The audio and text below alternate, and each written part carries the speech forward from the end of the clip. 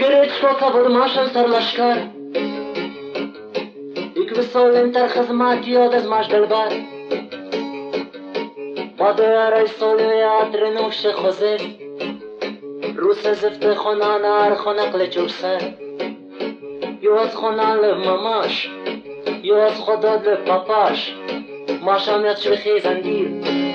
پتسانین تلف دزماش ماماش نبود ایک دزگروز وزم پخات شد پاپاش وزم پامیری اینجا دستوپات شد نالا پامیری خلاص از دیز بات شد ام روسینت ام چچینی نو شگات شد یک چین فقط و خیزن دیر وادیم و همسال التام خور و دستان دت پیکتن و هاوال یو تاتری و خود دا که خلوف نشتاق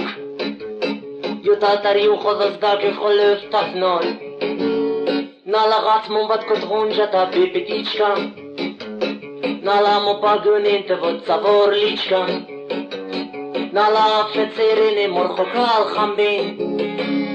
چوچلا استا چکستان ود موکلیچکم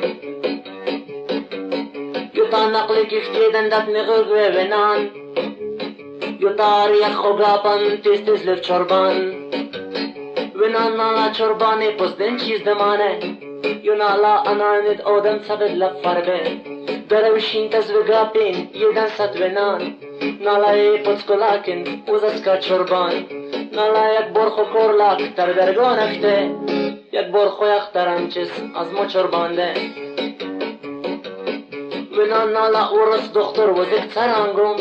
یو یک مداد مو پیشتا وزک نفامم نالا اینم کسترم آیندم چو خزمت روس زبط روس زدون بشان فامم نالا ماش زفتیر نایتا روس تدود کم نالا ماش زفتیر لاغتا روس تشود کم ونان نالا شتامو دی اس چیز تلوم نالا ساور دختر لمن پرستیتود کم دم ثابتا ماش دلبارو اختر ملیت بدون چوستر ویا تنجوب جه خوپیت یو نختوی دزم ضعیف و رنگتا زیر خیچیف روس زفت مرد و مرد کشتا ملیت سین تاریف استولک تو سجاتین